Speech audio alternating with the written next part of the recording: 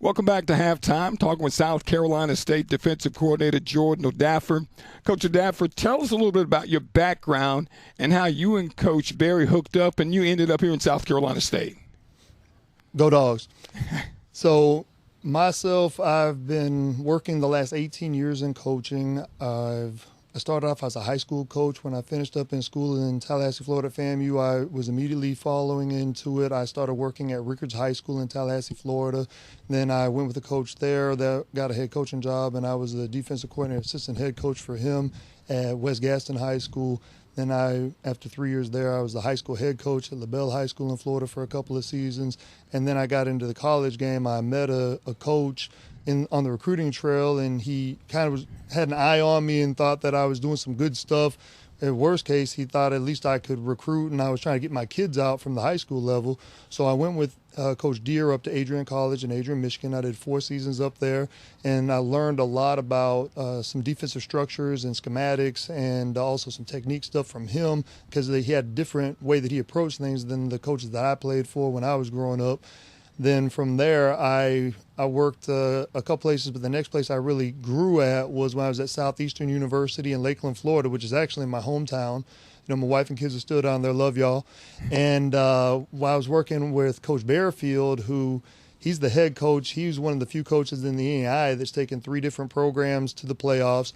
Coach Tyrone Petaway is my defensive coordinator there, and we worked together, and I was able to pick up some structural ideas, thoughts, concepts from him, and I really appreciated learning from him how to coordinate and how to take, advice from assistant coaches that you're working with, because some guys will be like, basically, it's my way, it's this way, it's the only way.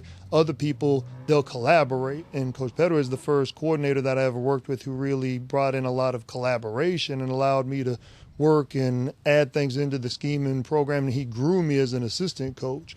So from there, I went and I got connected with Coach Berry when we had a change with our head coaching staff at Southeastern. We lost one ball game. We were number 11 in the country, but they went a different direction. That's okay. We had played some really good ball, and I was able to get connected through a mutual coaching colleague that worked with Coach Berry at Southern, and he connected us, and we started to just communicate after Coach Berry got the job at Benedict, and then I've been with Coach Berry ever since he got to Benedict right before the pandemic hit in February 2020 is when I got there, and we just kept on working ever since. Wow. That's an incredible story. You know, you start talking about that, and you talk about all the things that you've learned over the course of your 18 years. Coach, when you look at situations with your experience, do you try to adapt to the players that you have? Because I'm sure you've seen a lot of systems. You talked about a lot of different coaches, which means you've seen a lot of different philosophies. It doesn't sound like you'd be pigeonholed into doing this just one time this way.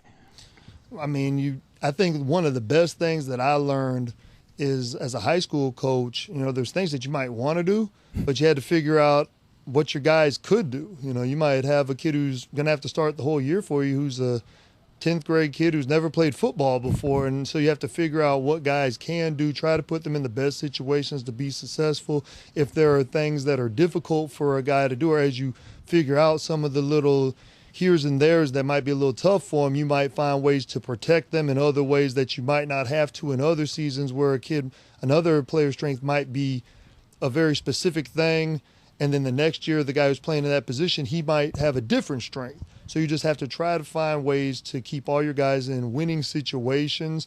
And I always think, like, if something sounds like it'd be really hard to do, then probably don't have business asking a young man to do it. Like if I tell a guy, hey, you got to fill the A gap, but you also got to play the deep post. Well, that's probably not going to work. So we're not going to do a lot of that stuff. So you got to find ways to help your guys have success. We're talking with Coach Jordan Odaffer, the defensive coordinator here at South Carolina State. What has the transition been like coming from Benedict? I'm talking about getting the players together. You're bringing in 40 transfers, 8 freshmen. Talk about that. How's that transformation gone? It's been, obviously, it's always a work whenever you're bringing people together. You're trying to work on culture building. You're trying to work on cohesion. You're trying to get folks to all pull in the same direction, and that's anytime that you have a wholesale change, you'll run into that. We ran into that when we were at Benedict because it was a whole new coaching staff, and we turned the roster over during the COVID year. There were multiple signing classes that came in before we ever really played. So we have a little experience doing it together. Having worked at a couple places where where they started a program, it was very interesting because you learn how to build and put those things together from the ground up. But as you work through that transition, it's always a little bit different everywhere you go. If you go to a place like South Carolina State, where you have a strong winning tradition, a rich history, all of that, obviously you embrace the good and you just add in with the new. If you're at a place where you're taking over and you have to start from the ground up, then obviously it's kind of different. It's like building a house from the ground up as opposed to doing renovations.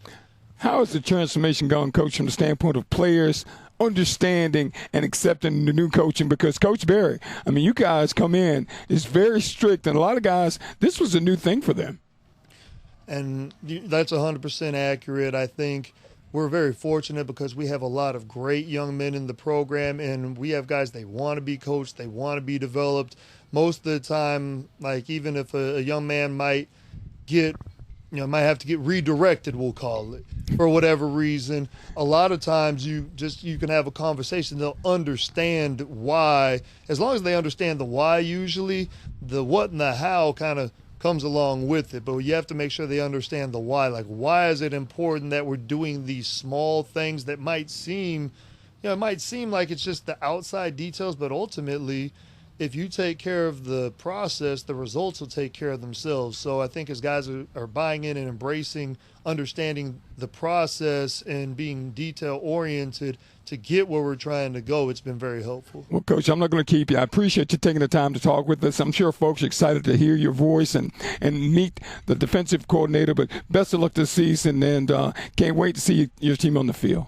Appreciate it. Thanks for having us today. God bless and go Dogs. All right, Coach Jordan Odaffer, the defensive coordinator here at South Carolina State. You're listening to the South Carolina State Bulldog Football Radio Network.